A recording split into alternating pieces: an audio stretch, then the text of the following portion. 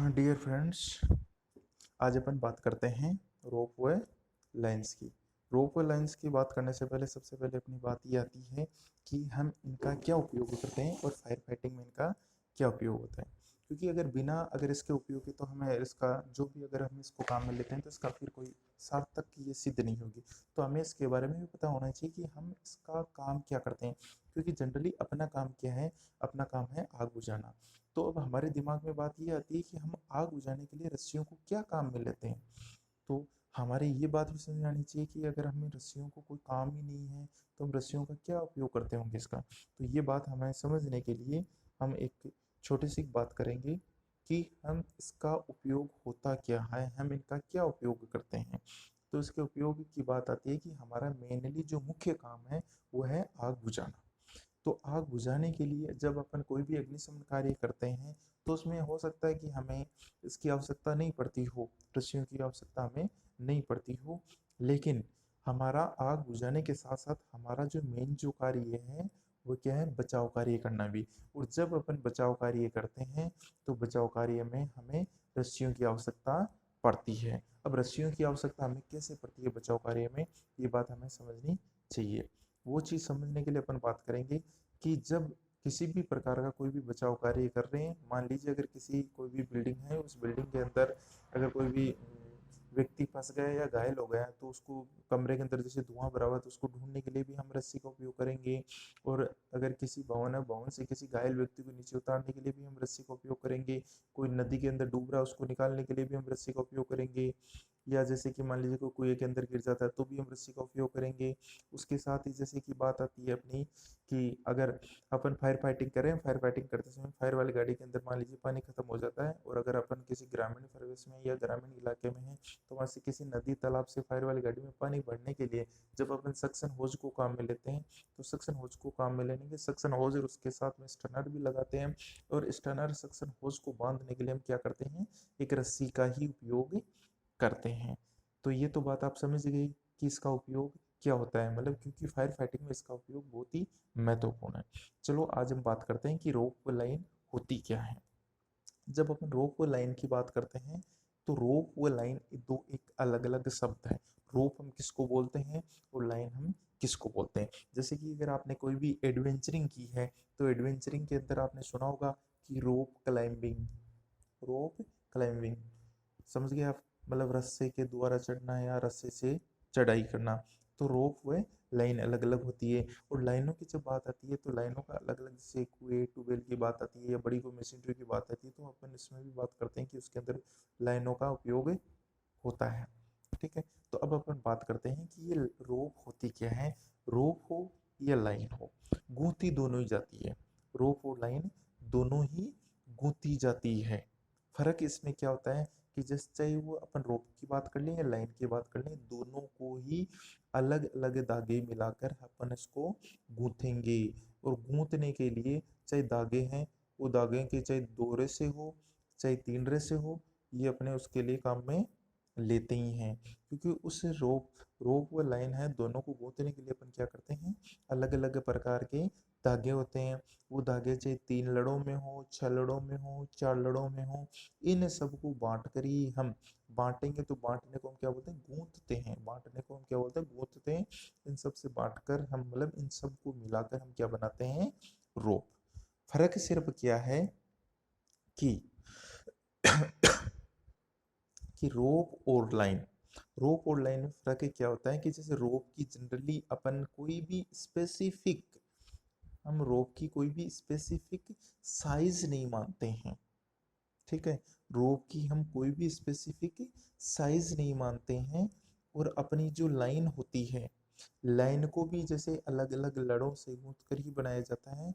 लेकिन लाइन का मतलब होता है कि अपन किसी विशेष कार्य के लिए, अपन किसी विशेष कार्य के लिए मोटे आकार की लंबाई, मतलब मोटे आकार की लंबी रस्सियों को, मोटे आकार की लंबी रस्सियों को, मतलब मोटे आकार की लंबी रस्सियां जो बनाई जाती हैं उसको हम क्या बोलते हैं, लाइन बोलते हैं। मतलब रोप व लाइन में अंतर ये होता है कि रोप और लाइन बनाई दोनों एक जैसी जाती है, दोनों में एक जैसी लड़े होती हैं। सिर्फ फर्क क्या होता है कि रोप की कोई फिक्स साइज नहीं होती है और लाइन की एक फिक्स साइज होती है, और वो किसी विशेष पर्पज मतलब किसी विशेष उद्देश्य को पूर्ण करने के लिए ही बनाई जाती है, मतलब इसकी एक साइज होती है। अपन जैसे जैसे आगे पढ़ते रहेंगे तो उस आगे पढ़ेंगे तो उसके अंदर अपने ये चीज दिमाग में आएगी कि रोप जो होती है, रोप की फिक्स कोई लंबाई नहीं होती है, जबकि लाइन की एक फिक्स लंबाई होती है। अब अपन बात करते हैं कि रोप के प्रकार, कि रोप होती कितने प्रकार की है। चाहे देखो रोप हो या लाइन हो, बनाने के हिसाब से अगर देखा जाए तो रोप के मेनली 3 प्रकार होते हैं। बनाने के हिसाब से अगर देखा जाए तो रोप के 3 प्रकार होते हैं। वैसे तो अपन 2 ही मानते हैं मेनली, कि एक अपन बोलते हैं फाइबर रोप और दूसरा होता है वायर रोप। लेकिन वैसे अगर देखा जाए तो एक होता है प्राकृतिक रेसे होते हैं एक के अंदर, एक में होते हैं कृत्रिम रेसे, और एक हो गई वायर रोप। मेनली वैसे 2 ही भाग होते हैं, फाइबर रोप और वायर रोप। लेकिन अगर इसकी बनावट के हिसाब से देखा जाए कि अलग अलग चीजें इसके अंदर कैसे काम में लेते हैं, तो उसके हिसाब से देखा जाए तो एक होता है फाइबर रोप, एक होता है मतलब फाइबर रोप के अंदर होते हैं प्राकृतिक रेसे, दूसरे होते हैं कृत्रिम रेसे, और तीसरा होता है वायर रोप। अब जैसे अपन ये बात ये करते हैं कि ये फाइबर रोप जो है इसके अंदर प्राकृतिक और जो कृत्रिम रेशों की अपन जो बात कर रहे हैं, ये क्या है, ये होते क्या है। मतलब फाइब्रोप अपन जिसको बोलते हैं वो एक वेजिटेबल फाइबर्स होते हैं। वेजिटेबल फाइबर्स का मतलब होता है अपनी वनस्पति या प्राकृतिक रेसे। प्राकृतिक रेसे जैसे अपन बात करते हैं सन है, सूत है, सन की बात आ गई, सूत की बात आ गई, जैसे अपन ये नारियल की जटा वगैरह हैं, ऐसे जो भी सारे रेसे हैं वो आते हैं प्राकृतिक रेशों में। और कृत्रिम रेशों की बात आती है, कृत्रिम रेशों जैसे नायलॉन है, पॉलिस्टर है, टेरिलिन है आदि, इन सबको मिलाकर जो बनाए जाते हैं वो होते हैं कृत्रिम रेशे। और जो वायर रोप की जो बात आती है, वायर रोप के अंदर अपन बात करते हैं तो वायर रोप एक धातु होता है और इसके अंदर जनरली स्टील से बनाए जाते हैं, स्टील वायर इसके अंदर काम में लिया जाता है। तो इन सबको काम में लेने के साथ ही अपन जब बात करेंगे कि रोप की निर्माण सामग्री क्या है, रोप की निर्माण सामग्री, रोप जैसे अपन बनाते हैं तो उसकी क्या क्या चीजें अपन काम में लेते हैं। सबसे पहले अपन बात करते हैं प्राकृतिक रेशों की।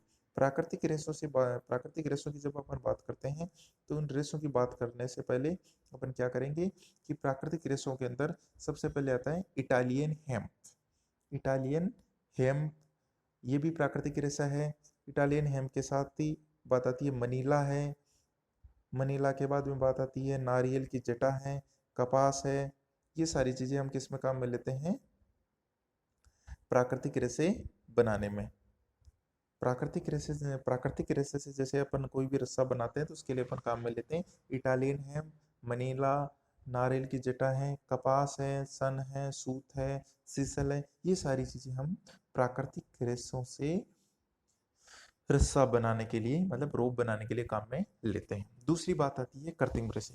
कृत्रिम रेशों की बात जब अपन कर रहे हैं तो उसके अंदर सबसे मुख्यतः जो काम में लिए जाते हैं वो लिया जाता है नायलॉन, पॉलिस्टर या टेरिलीन। इनके बारे में आपने पढ़ा भी होगा, सुना भी होगा। इनकी रस्सियाँ क्या होती हैं कि इन रस्सियों से बनी हुई जो रस्सियाँ होती है वो थोड़ी सी चिकनी होती है, जल्दी सी आसानी से मतलब चिकनी होती है और थोड़ी सी मजबूत होती है और आसानी से ये खराब नहीं होती है। और इन रेसों के अंदर मतलब ये जो भी रेसे हैं ये मतलब जो अपन बात कर रहे हैं प्राकृतिक रेसों से, प्राकृतिक रेसों से बनी हुई जो रस्सियां होती है उन रस्सियों की तुलना में ये ज्यादा मजबूत होते हैं। मतलब उससे अगर अपन एक बात ये कह सकते हैं कि इससे एक तरह के डबल मजबूत होते हैं।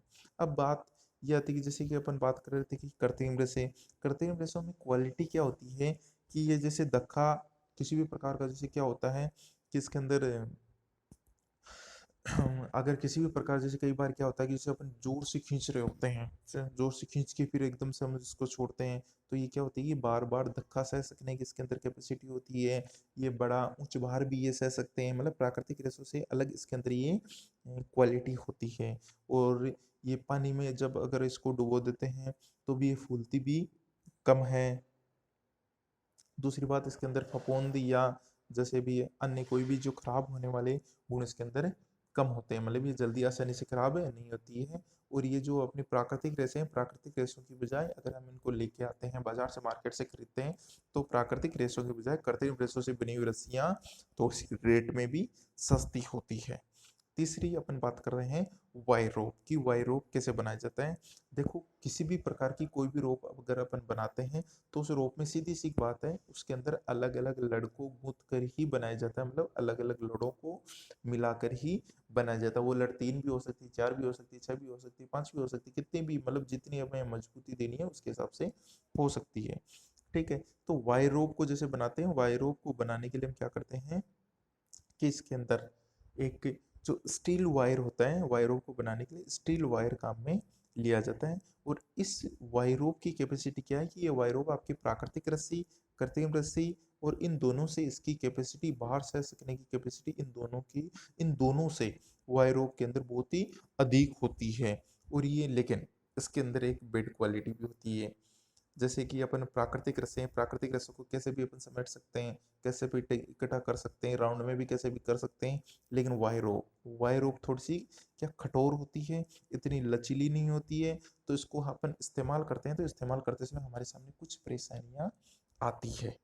ठीक है, और परेशानियां ये आती है कि जैसे अगर अपन इसको समेटते हैं तो समेटते समय ये कठोर होने की वजह से आसानी से हम इसको समेट नहीं सकते हैं।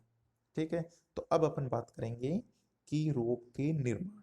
तो निर्माण के बारे में जब अपन बात कर रहे हैं, चाहे वो प्राकृतिक रेशा हो, कृत्रिम रेशा हो, वायर रोप हो, मतलब चाहे वो तार की रस्सी ही क्यों ना हो, तो निर्माण की जब अपन बात कर रहे हैं तो सबसे पहले बात ये आती है कि इसका अपन निर्माण करते कैसे हैं। जैसे कि मान लीजिए, चाहे वो प्राकृतिक रेशा हो, चाहे कृत्रिम रेशा हो, चाहे वायर रोप हो, इनके लिए मैंने आपको एक चीज मुख्यतः बनाई है कि इन रेसों से जैसे भी अपन रस्सी, मतलब रोप और लाइन जब अपन बनाते हैं तो सबसे मुख्य बात क्या है, इनको अपन गूंथ कर बनाते हैं। इनको अपन गूंथ कर बनाते हैं। अब गूंथेंगे कैसे? गूंथने के लिए क्या करते हैं, जैसे जो भी प्राकृतिक रेसे, इससे नहीं कि आपको रस्से, जो भी रेसे हैं वो प्राकृतिक से घास फूस मिला और आप वहीं पर गूंथने लग गए। उन रेसों की अलग जैसे एक क्वालिटी बनाई जाती है। जैसे आपने देखा होगा कि जैसे सब लोग तो नहीं जानते लेकिन कुछ लोग जानते हैं, जैसे पानी नहीं होती कि पानी का कूड़ा होता है, जैसे ग्रामीण एरियो में ज़्यादातर मिल जाता है। जैसे बड़े तालाब वगैरह जो होते हैं, मतलब या कई ऐसे बंजर भूमि जहाँ पे जल्दी से मतलब बुआई वगैरह नहीं करते हैं, तो ऐसी जगह पे मिलते हैं। तो उनको क्या करते हैं, पानी के कुआं में से मेन जो कठोर डंठल डंठल होता है, डंठल को तो अलग कर दिया जाता है। और डंठल के बाद में उसके साइड के जो रेसे होते हैं, साइड के रेसे होते हैं, उन रेसों को एक जगह इकट्ठा करके उन रेसों को एक जगह इकट्ठा करके, और आपने तो नहीं सुना होगा, एक मोगरी होती है, उस मोगरी से, मतलब कहने का मतलब होता है उसको कूटा जाता है। जैसे अपन उसको कूटेंगे तो कूटेंगे, मतलब क्या होता है, जैसे इसको कूटेंगे तो कूटने से क्या होता है कि वो अपने जो रेसे होते हैं वो एकदम कठोर से होकर एकदम बारीक बारीक लचीले से हो जाते हैं। मतलब वो अपने एक रेसे से छोड़ देते हैं, जैसे अपना पतला वाला धागा नहीं होता क्या, धागे के अंदर से भी अपन जैसे रेसे निकालते हैं ना, वैसे उसके अंदर से रेसे निकलने लग जाते हैं। फिर क्या करते हैं कि उन रेसों को भिगोकर उन रेसों को भिगोकर मतलब उनको बांटा जाता है। बांटने का मतलब उनको गूंथा जाता है। अब गूंथने के लिए बात करते हैं अपन, जैसे मान लीजिए वो जैसे कूड़ा वगैरह या पानी वगैरह तो अपने को मिले या ना मिले, ठीक है, लेकिन जैसे धागा होता है, धागे की अलग अलग जो क्या बोलते हैं उसको, अलग अलग धागे हैं, उसके वजह से उसको निकाल कर भी अपन जैसे कुछ भी वापस अगर उसको धागे के रूप में परिवर्तित करते हैं तो हमें ये पता चल जाता है कि इसको किस प्रकार से बनाया गया था या किस प्रकार से इनको गूंथा गया था। तो उसी प्रकार से अपन बात करते हैं कृत्रिम रेशों की। और कृत्रिम रेशों में भी क्या होता है कि कृत्रिम रेशों के अंदर भी वही प्रक्रिया कृत्रिम रेशों के अंदर भी वही प्रक्रिया चलती है। जैसे कि उनको भी वैसे उसी प्रकार से उनको बांटा जाता है जिस प्रकार से अपन प्राकृतिक रेशों को बांट रहे थे। हाँ, थोड़ा बहुत फर्क ये हो सकता है कि जैसे कृत्रिम रेशों को आजकल तो ऐसा नहीं है, क्योंकि कृत्रिम रेशों को भी आजकल मशीनों से तैयार किया जाता है। लेकिन मतलब जो प्राकृतिक रेशे हैं, प्राकृतिक रेशों को भी आजकल मशीनों से ही तैयार किया जाता है। लेकिन पहले वाले टाइम पे क्या होता था कि जैसे कृत्रिम रेशों से कुछ भी अगर रस्सी वगैरह कुछ बनानी होती थी तो वह मतलब हाथों से तैयार की जाती थी। लेकिन आजकल क्या है कि प्राकृतिक रेशों को भी मशीनों से तैयार किया जाता है, और कृत्रिम रेशे तो होते ही मशीनों से ही हैं। उसमें तो मतलब हमें कहने सुनने के लिए भी नहीं है कि अपन ये भी नहीं बोल सकते कि नहीं साहब पहले वाले टाइम तो कृत्रिम रेशों को भी हाथ से तैयार किया जाता नहीं। कृत्रिम जो रेशे होते हैं, नाम जब कृत्रिम है तो सीधी सी बात है वो भी मशीनों से ही तैयार होते हैं। तीसरी अपन बात करते हैं रोप वायर्स, मतलब जो स्टील की जो मतलब तार की जो लाइनें हैं, इनको भी बस सीधा सा एक ही काम है कि इनको भी उसी प्रकार से गूंथा जाता है जिस प्रकार से अपन प्राकृतिक रेशे और कृत्रिम रेशों को गूंथ रहे थे। ठीक है, इसके साथ ही अपन बात करते हैं लाइंस की।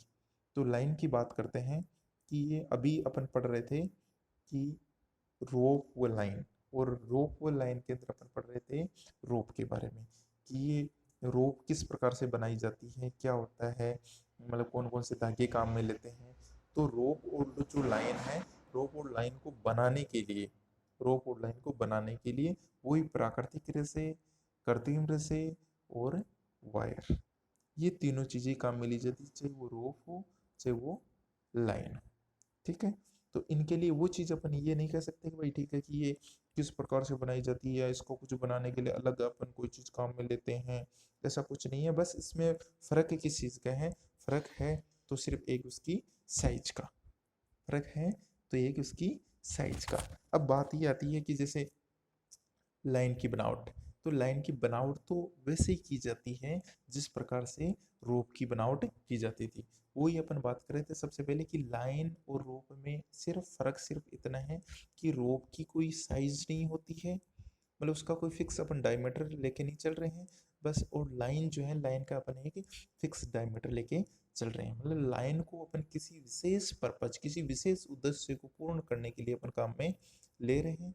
जबकि रोप है, रोप में ऐसा कुछ भी नहीं है, क्योंकि रोप साइज में थोड़ी सी पतली भी होती है और लाइन साइज में थोड़ी मोटी होती है। ठीक है, अब बात आपने जो आपको स्क्रीन पे दिख रहा होगा बटन लेइंग एवं केबल बटन, बटन लेइंग और केबल बटन। बटन लेइंग मतलब कहने का मतलब होता है रस्सी को, बटन लेइंग का मतलब होता है एक जैसे अपन बोल सकते हैं कि अरे एक उसकी एक दिशा होती है, फिक्स दिशा के अंदर उसको एक बांटा, जैसे अपन बांटेंगे तो क्या होता है कि रस्सी को बांटते हैं, मतलब उसको गूंथते हैं, तो गूंथते हैं तो उसको एक अलग अलग क्रम में गूंथते हैं, अलग अलग क्रम में गूंथते हैं। कभी भी अगर आपने रस्सी को वापस खोला होगा तो आपको ऐसे लग रहा होगा कि एक बार वो वापस, मतलब उससे ऐसा लगता है कि जैसे ये वापस अगर हम इसको छोड़ेंगे तो वापस ये मतलब ऑटोमेटिक गूंथ जाएगी, मतलब उसकी एक दिशा होती है, मतलब उसको हम एक ही दिशा से अपन नहीं गूंथ सकते। अपन एक ही दिशा से अगर गूंथेंगे तो क्या होगा कि उसकी बटन लिंग मतलब उसकी जो बट अलग अलग जो बट लगी हुई है वो बट खुल सकती है, तो उसको खुलने से बचाने के लिए हम क्या करते हैं, उसको विपरीत दिशा में बांटा जाता है, मतलब विपरीत दिशा में उसको गांठा जाता है। दूसरी बात आती है केवल बटन, मतलब जिसके अंदर केवल वो दी जाती है, जैसे घूम घूम के उसके अंदर बांटा जाता है। उसके अंदर क्या होती है कि इसके अंदर ये बटन क्या होती है कि केवल बटन मतलब उसके अंदर सिर्फ बट ही बट दिए जाते हैं। बट मतलब बटन, मतलब बट का मतलब होता है जैसे रस्सी को एक के ऊपर एक के ऊपर एक के ऊपर लगा के ऐसे गूंथा जाता है, वो होती है बटन और केवल बटन। अब अपन ये बात करते हैं, मतलब उसके गूंथने के जो तरीके होते हैं, एक होता है बटन लेइंग और दूसरा होता है केवल बटन। दूसरी अपन बात करते हैं कि लाइनों के प्रकार, जैसे अपन रस्सी के बारे में अलग अलग प्रकारों के बारे में अपन ने नहीं पढ़ा, क्योंकि रस्सियों का ऐसा कुछ होता ही नहीं है, उसकी कोई फिक्स डायमीटर नहीं होता है। मतलब जो रोप है, रोप का कोई फिक्स डायमीटर नहीं होता है, फिक्स उसकी कोई साइज नहीं होती है, तो इसीलिए अपन उसके बारे में नहीं पढ़ पाए। अब अपन इसके बारे में पढ़ रहे लाइन की अलग अलग लाइनों का फायर में रेस्क्यू कार्य करने में किस प्रकार से उसका उपयोग किया जाता है। तो सबसे पहले अपन बात कर रहे थे कि rescue line, rescue line, rescue line का मतलब होता है जैसे कि अपन इसके अंदर ब्रैकेट में अपने लगा है घूमने वाली सीढ़ियों के लिए। जैसे अपन रेस्क्यू लाइन की अगर अपन बात कर रहे थे तो रेस्क्यू लाइन क्या होती है कि ये घूमने वाली सीढ़ियों के लिए काम में ली जाती है, जिसका नाम आपने सुना होगा कि टर्न टेबल लेडर। ये एक विशिष्ट लंबी, ये एक विशिष्ट प्रकार की लाइन होती है जो सिर्फ घूमने वाली सीढ़ियों पर मतलब टर्न टेबल पर काम में ली जाती है। क्योंकि दिक्कत क्या होती है कि ये जो रेस्क्यू लाइन होती है ये उस सीढ़ी, मेन जो सीढ़ी को टर्न करवाने में और सारा जो एक तरह का जो अपन आधार जो मानते हैं वो आधार इसी पे टिका होता है। और इस रेस्क्यू लाइन की जो लंबाई होती है वो लगभगली अपन मानते हैं तो पुरानी वाली जो रेस्क्यू लाइन होती थी वो 150 से 230 फीट होती थी, और अब अपन जैसे बात कर रहे हैं तो वो 200 से 300 फीट होती है। ठीक है। और ये जो बनाई जाती है, ये जो लाइन रेस्क्यू लाइन जो बनाई जाती है उसकी मोटाई होती है 50 mm। कहने का मतलब होता है 2 इंची। कितना? 2 इंची। और ये जो बनाई जाती है वो इटालियन हेम्प से बनाई जाती है, इटालियन हेम्प को मिलाकर बनाई जाती है। एक तरह का ये प्राकृतिक रेशा होता है। मान लीजिए इसको प्राकृतिक रेशा और भी कुछ कृत्रिम रेशे भी मिलाए जाते हैं इसमें। दूसरी बात आती है लोरिंग लाइन। जैसे कि अपन नीचे देख रहे हो कि लोरिंग लाइन मेनली तो वैसे ग्रामीण परिवेश के तो सब लोग जानते हैं कि लोरिंग लाइन क्या होती है। जैसे लोरिंग मशीन होती है तो उस मशीन के ऊपर जो लाइन लगाई जाती है उसको अपन लोरिंग लाइन भी बोल सकते हैं। दूसरा ये है कि किसी व्यक्ति विशेष या कोई भी सामान वामान कुछ भी मान लीजिए उसको नीचे उतारने के लिए जो लाइन काम में ली जाती है उसको अपन क्या बोलते हैं? लोरिंग लाइन। और इस लोरिंग लाइन की जो लंबाई होती है वो 100 से 130 फीट होती है, 100 से 130 फीट होती है। ठीक है। और यही लाइन 50 mm मतलब 2 इंची की बनी होती है। मतलब इसकी जो मोटाई होती है 2 इंची होती है। और इसको बनाने के लिए जो रेशा काम में लिया जाता है वो इटालियन हेम्प ही काम में लिया जाता है। तीसरी अपन बात कर रहे थे कि लॉन्ग लाइन। लॉन्ग लाइन का मतलब आप समझ गए, मतलब लंबी लाइन। वैसे इसका मतलब ये नहीं कि बहुत ही ज्यादा लंबी लाइन हो, लेकिन अपन अपन सिर्फ बात कर रहे हैं रेस्क्यू कार्य के लिए। ठीक है। ये लॉन्ग लाइन कहाँ पे काम में ली जाती है, मतलब ऐसी लंबी रस्सियाँ, इसका क्या उपयोग होता होगा? इसका उपयोग ये होता है कि अपन जैसे कि कोई भी फायर फाइटिंग करते हैं तो फायर फाइटिंग करते समय आग को बुझाने के लिए या आग को बुझाने की कार्रवाई करने के लिए हम अगर किसी एक मंजिल 2 मंजिल अगर किसी भवन में है तो वहां तक अपन डिलीवरी होज को खींचने के लिए, मतलब डिलीवरी होज को इससे बांधा जाता है और उसको ऊपर की तरफ, ऊपर की मंजिल की तरफ खींचने के लिए जो लाइन काम में ली जाती है उसको अपन बोलते हैं लॉन्ग लाइन। इसकी लंबाई भी 50 mm होती है और ये मनीला रेसे से बनाई जाती है। हालांकि इसको इटालियन हेम्प से भी बना सकते हैं, लेकिन इटालियन हेम्प की जो सेकंड क्वालिटी होती है मनीला, इसी से मतलब इटालियन हेम्प की या तो सेकंड क्वालिटी या फिर मनीला, मतलब अपन ये बोल सकते हैं कि इटालियन हेम्प की अगर सेकंड क्वालिटी या मनीला दोनों इक्वल पार्ट हैं, इसलिए हम इसको बनाते हैं मनीला से। तीसरी बात मतलब 4 नंबर पे अपन बात करते हैं शॉर्ट लाइन। शॉर्ट लाइन के नाम से आप वैसे समझ गए होंगे। शॉर्ट लाइन का मतलब होता है छोटी रस्सियां। क्या होता है? छोटी रस्सियां। इसका मतलब क्या होता है कि जैसे लोरिंग लाइनें होती है, लोरिंग लाइन को अगर कोई भी लोरिंग लाइन बीच में से टूट जाती है या थोड़ी बहुत पुरानी हो जाती है तो हम क्या करते हैं कि उस लोरिंग लाइन को काटकर शॉर्ट लाइन बनाई जाती है। अब लोरिंग लाइन को काटकर शॉर्ट लाइन कैसे बनाएंगे? क्योंकि लोरिंग लाइन को बनाने के लिए इटालियन हेम्प काम में लिया जाता है और शॉर्ट लाइन को बनाने के लिए मनीला काम में लिया जाता है। अगर लोरिंग लाइन थोड़ी बहुत पुरानी भी हो जाएगी तो भी वो मनीला के जितना तो काम कर ही देगी। इसलिए हम इसको बनाने के लिए या तो मनीला काम में लेते हैं, मनीला जो रेशा होता है वो काम में लेते हैं, या फिर अपनी जो है लोरिंग लाइन है, लोरिंग लाइन को बीच में से थोड़ी बहुत पुरानी हो जाती है तो लोरिंग लाइन को बीच में काट कर भी काम में ली जाती है। अब इसका क्या उपयोग होता है? इसका हम उपयोग क्या करते हैं? इसका उपयोग अपन ये करते हैं जैसे कि अगर कोई भी कहीं पर भी अपन जैसे फायर वाली गाड़ी में के अंदर पानी भरना है, जैसे अपन होज सक्शन होज लगाते हैं, स्टर्नर लगाते हैं, उसको बांधने के लिए हम इसका काम में ले सकते हैं। या जैसे कि अपने अलग अलग प्रकार की जैसे सीढ़ियाँ होती है, जैसे स्केलिंग लेडर हैं, स्केलिंग लेडर को अगर अपन बांधते हैं जैसे स्केलिंग लेडर को बांधकर अगर किसी भी बेसमेंट में लटकाते हैं, उसके लिए भी अपन इसको काम में ले सकते हैं। इसकी लंबाई 50 फीट होती है, 50 mm की इसकी परिधि होती है, मतलब 50 mm इसकी मोटाई होती है, 2 इंच होती है, और ये मनीला का बना हुआ होता है। 5वें नंबर पे अपन बात करते हैं एस्केप लैडर की। एस्केप लैडर को वैसे अगर एस्केप एस्केप का मतलब होता है, जैसे कि अगर कहीं पे भी हम सुनते हैं एस्केप मतलब बचते रहिए, एस्केप लाइन मतलब बचाव कार्य करवाने वाली रस्सियां। अब अपन इसको एस्केप लाइन कैसे बोलते हैं, इसके बारे में अपन बात करते हैं। तो सबसे पहले बात ये आती है कि ये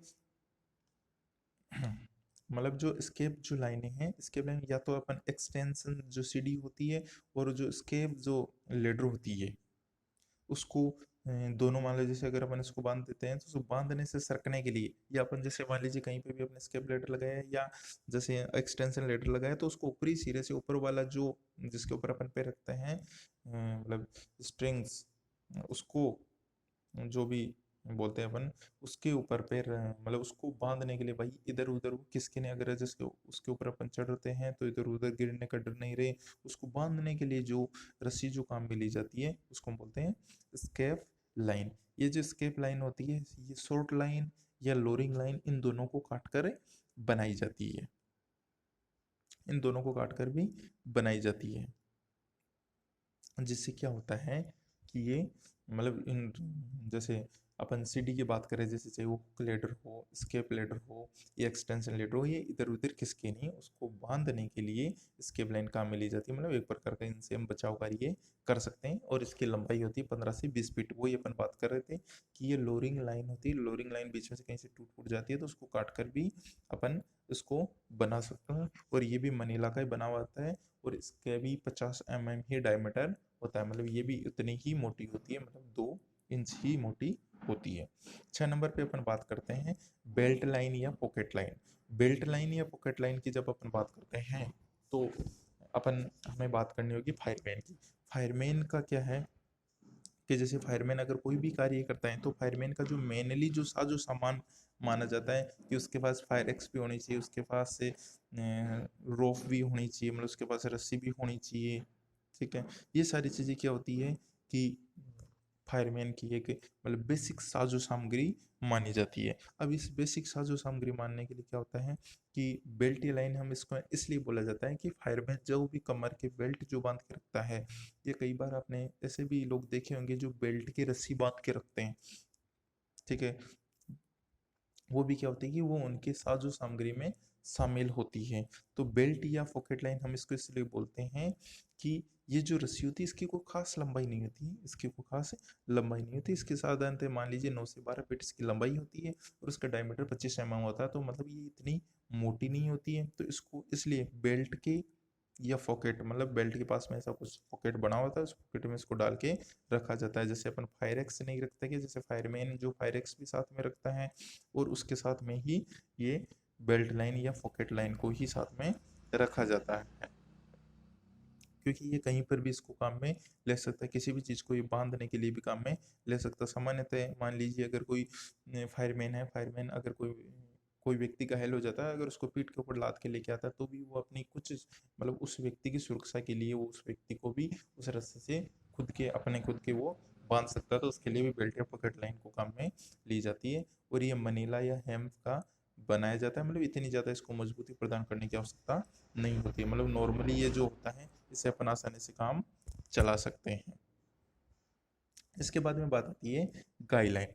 गाइडलाइन का मतलब होता है कि गाइडलाइन से थोड़ा सा अपन आगे बढ़ें तो गाइडलाइन भी हम इसको बोल सकते हैं, मतलब कोई भी रस्सी जिसके द्वारा अपन दिशा निर्देश मतलब जिसके द्वारा दिशा निर्देशों का कार्य हो सकता हो। कि जैसे कि बात करते हैं कि इस रस्सी को जैसे लोरिंग लाइन या रेस्क्यू लाइन के साथ में भी हम इसको काम में ले सकते हैं, क्योंकि इसको लोरिंग लाइन या रेस्क्यू लाइन के साथ काम में इसलिए लेते हैं कि अगर किसी भी व्यक्ति को अगर जैसे कुएं वगैरह हैं किसी या नदी वगैरह है, ठीक है, कुएं नदी या किसी भी कोई भी प्रकार का जैसे बचाव कार्य करता है, तो बचाव कार्य करते समय जो व्यक्ति जैसे मान लीजिए कोई भी कुएं के अंदर कोई गया तो उसको निकालने के लिए जो भी कोई भी व्यक्ति या कोई भी व्यक्ति कुएं के अंदर कार्य करता है तो उस गाइडलाइन को भी उस व्यक्ति के साथ में ही उस रस्सी को भी उस व्यक्ति के साथ में नीचे उतारा जाता है। अगर उस व्यक्ति के साथ किसी भी प्रकार की कोई भी प्रॉब्लम आती है तब क्या होता है कि वो उसको हिला सकता है। वो उसको हिलाएगा तो क्या होती है, ये रस्सी, ये जो लाइन होती है ये लाइन नारियल की जटा से बनी हुई होती है और ये आसानी से हिल जाएगी। तो हमें संकेत मिल जाते हैं कि भाई हो सकता है कि उसके कोई प्रॉब्लम है तो वो नहीं, क्योंकि लाइनों के भी एक अलग अलग संकेत होते हैं जिसके बारे में अपन आगे पढ़ेंगे अभी। ठीक है, तो उसमें क्या होता है कि इसलिए इस गाइडलाइन को जो व्यक्ति, जैसे अपन ये बात कर रहे थे कि रेस्क्यू लाइन हो या लोअरिंग लाइन हो, इसके साथ अगर कोई भी व्यक्ति कोई के अंदर या किसी भी बचाव कार्य के अंदर जाता है तो गाइडलाइन भी इसके साथ में ही रहती है। ठीक है, इसकी लंबाई होती है 130 फीट, इसका डायमीटर होता है 50 mm और ये नारियल की जटा का बना हुआ होता है, क्योंकि इसको बहुत अत्यधिक इसको मतलब ज़्यादा ये नहीं है कि ज़्यादा मजबूती की इसको आवश्यकता नहीं होती है। फिर 8 नंबर पे हम बात करते हैं bobbin line. Bobbin line, bobbin जो लाइन होती है, इस लाइन का काम क्या होता है कि अगर किसी भी प्रकार का कोई भी बचाव कार्य है, किसी भी प्रकार कोई बचाव कार्य, जैसे कोई अगर नदी तालाब में अगर कोई डूब रहा है, नदी तालाब में अगर कोई डूब रहा है तो उसको बचाने के लिए क्या करते हैं, बोबिन लाइन काम में लेते हैं। क्योंकि ये जो लाइन है ये बहुत ही हल्की होती है और इसकी मेन खासियत क्या है कि ये सूत की बनी हुई रहती है, मतलब ये कॉटन की बनी हुई रहती है। इसका काम क्या होता है कि ये जैसे ये लाइन क्या होती है कि जैसे अगर कहीं पर भी फायर फाइटिंग करते हैं तो नॉर्मली कोई भी जैसे औजार होते हैं, उन औजारों को 1 मंजिल 2 मंजिल 3 मंजिल 4 मंजिल जो भी है जितने मंजिल थे ऊपर खींचने के लिए हम बोबिन लाइन का उपयोग करते हैं, क्योंकि बोबिन लाइन के अंदर खुद के अंदर वजन बहुत ही कम होता है। और ये बोबिन लाइन है, इसकी लंबाई होती है 130 फीट और इसकी अगर जैसे अपन इसके वजन की बात करते हैं तो इसका वजन होता है इसके जैसे अपन वजन की बात करते हैं तो इसका वजन होता है 9 किलोग्राम। कितना वजन होता है इसका? 9 किलोग्राम इसका वजन होता है। वो भी लाइन होती है और इसका वजन होता है 9 किलोग्राम और ये सूत की बनी हुई रहती है। वजन थोड़ा बहुत ऊपर नीचे भी हो सकता है, लेकिन कहने का मतलब है कि ये बहुत ही ज़्यादा हल्की होती है। ठीक है, तो अपन ने लाइनों के रोप के बारे में अपन ने पढ़ लिया और लाइनों के बारे में अपन ने पढ़ लिया। तो रोप लाइन जो होती है, अब बात ये आती है कि इनके खराब होने के मुख्य कारण। देखो कोई भी चीज़ या कोई भी वस्तु या कोई भी इक्विपमेंट जैसे भी कोई भी खराब होता है तो उसके पीछे दो रीजन मुख्यतः होते हैं। एक होता है उसका रासायनिक कारण और दूसरा होता है यांत्रिक कारण। रासायनिक कारण का मतलब क्या होता है कि जैसे कि किसी विशेष प्रकार के, अगर मान लीजिए रासायनिक कारण के अंदर अगर हम बात करते हैं तो कि कोई विशेष रासायनिक घास, यानी जैसे कोई विशेष प्राकृतिक रसों से कोई भी बनी हुई जो भी रस्सियाँ होती है वो क्या होती है, जैसे कोई तेजाब वगैरह है या कोई वजह से ज़्यादा लवणीय पदार्थ है या मान लीजिए कोई भी मौसम का प्रभाव, मान लो ये ज़्यादा देर पानी में डूबी हुई रह गई हो, ठीक है, उसको प्रॉपर्ली हमने सुखाया नहीं हो, तो इससे क्या होता है कि इसके अंदर रासायनिक घास हो जाते हैं, मतलब उसके अंदर फफूंदी वगैरह सिवाड़ वगैरह आने लग जाते हैं, जिससे क्या होता है कि उस रस्सी की क्वालिटी खराब हो जाती है और वो आसानी से टूट सकती है, मतलब उसके अंदर इतनी ज़्यादा मजबूती नहीं रहती है। दूसरी बात आती है यांत्रिक घास। यांत्रिक जो नुकसान होता है उसका मतलब ये होता है कि इसके अंदर यांत्रिक घास का मतलब होता है कि इसके अंदर किसी भी प्रकार को इसको हम काम में लेते समय सही तरीके से हमने काम में नहीं लेने की वजह से इसके अंदरूनी जो रेसे होते हैं, अंदरूनी रेसे टूट भी सकते हैं और अंदरूनी रेसे टूटने के कारण जब कभी भी हम इसको काम में लेते हैं तो ये अधिक मजबूत नहीं होती है और ये कहीं पर भी बीच में धोखा दे सकती है। तो इसलिए जो यांत्रिक घास की अपन बात करें, यांत्रिक जो नुकसान की बात कर रहे हैं खराब होने के कारण, उसके अंदर तो क्या होता है कि इसके कहीं पर भी बाहर रगड़ वगड़ लग जाती है या कहीं पर हम सही तरीके से काम में नहीं लेते तब हो सकता है। और रासायनिक घास का मतलब होता है कोई भी रासायनिक प्रक्रिया, जैसे सिवाड़ वगैरह लग गए, फफूंदी वगैरह लग गई या कोई तेजाब है, कोई लवणीय पदार्थ है या प्रॉपर्ली हमने उसको सुखाया नहीं हो, गीला ही हमने इसको स्टोर कर दिया हो, तो ऐसे कारण हो सकते हैं। अब बात ये आती है कि रोप लाइनों का भंडारण करते समय क्या क्या सावधानियां रखनी चाहिए। ये तो एक सीधी सी बात है, जनरल बात है कि अगर किसी भी प्रकार के, चाहे वो लाइन हो या रोप हो, अगर हम उसका भंडारण कर रहे हैं तो जहाँ तक संभव हो, सबसे पहले मेन बात होती है कि जहाँ तक संभव हो उसको हमें सूखे स्थान पर रखना चाहिए। सूखे स्थान पर रखना चाहिए, मतलब जिस स्थान पे अपन उसको रख रहे हैं वो स्थान गीला नहीं होना चाहिए। दूसरी बात ये आती है कि जिस स्थान पे हम रुक रहे हैं रख रहे हैं वहाँ पे कम से कम ज़्यादा सूर्य की रोशनी नहीं आनी चाहिए। हालांकि हवादार जगह होनी चाहिए लेकिन ज़्यादा सूर्य की रोशनी नहीं आनी चाहिए। या हम इसको रखते समय जैसे कोई लकड़ी खूंटी वगैरह है, ऐसी जगह पे हमें दीवार है, ऐसी जगह पे हम इसको टांग के भी रख सकते हैं। ठीक है। और लेकिन इसका मेन जो कारण क्या है, अगर अपन दीवार पे किसी ऐसी जगह टांग रहे हैं तो उस दीवार के सील वगैरह नहीं आनी चाहिए। ये कोई भी जैसे लोहे के पाइप वगैरह इसके ऊपर हमें इसको नहीं टांगना चाहिए, क्योंकि लोहे के पाइप में क्या होता है कि नमी की वजह से उसमें सीलन वगैरह आती रहती है जिससे ये खराब हो सकता है। जैसे चूहे वगैरह हैं, कोई भी जैसे जानवर है, कोई कीड़े मकोड़े हैं, वो वहाँ तक न पहुँचे, इसी जगह पे हमने रखी। और ज़्यादा गर्मी वाले स्थान पे नहीं रखना चाहिए। नॉर्मली मतलब ऐसा वातावरण जहाँ पे आराम से हवा लग रही हो। ठीक है। इसके बाद में अपन बात करते हैं कि हम इनको अगर उपयोग करते हैं तो उपयोग करते समय क्या क्या सावधानियां रखनी चाहिए। देखो इसमें एक जनरल सी बातें होती है, कभी भी अगर अपन किसी भी रोप एंड लाइन का उपयोग जब अपन उपयोग कर रहे हैं तो उसको सबसे मेन बात होती है कि इसको कभी भी जमीन के ऊपर ज़्यादा घसीटिए मत। अगर अपन हम इनको कहीं पर लेके जाना है या कहीं पे लेके जाते हैं तो आराम से इसको उठाकर हमें लेके जाना चाहिए। दूसरी चीज़ बात ये आती है कि कभी भी इनके आसपास में जैसे अपन तेल ग्रीस ऑयल ऐसी चीज़ों से इनको हमें बचाना चाहिए।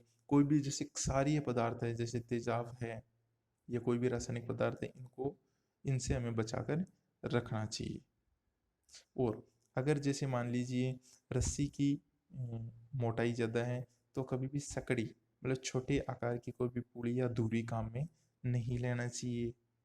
या अपन क्या करते हैं कि जैसे अपन किसी भी रस्से को काम में ले रहे हैं तो उसमें हमें कहीं पर गांठ लगाने की आवश्यकता हुई और अपन क्या करते हैं कि उसको गांठ लगा के छोड़ देते हैं। ऐसा बिल्कुल मत करना चाहिए, बिल्कुल नहीं करना चाहिए, क्योंकि ऐसा करने से क्या होता है कि गांठ लगाने की वजह से वो वहाँ से एकदम टाइट सी बंधी रहती है और उसकी वो क्वालिटी थोड़ी सी खराब हो जाती है, वहाँ पे उसके अंदर इतनी मजबूती नहीं रहती है। तो इसलिए हमें कभी भी उसको बीच बीच में गांठ लगा कर नहीं रखना चाहिए। जो भी अपना काम खत्म होता है, काम समाप्त होने के बाद में हमें से वो गांठ वापस खोलकर उसको यथास्थान पे आराम से उसको समेट कर रखना चाहिए। ठीक है। आज अपन इसके बाद में अपन बात करेंगे गांठे की, कि ये गांठे कितने प्रकार की होती है और ये किस प्रकार से हम इसको काम में लेते हैं।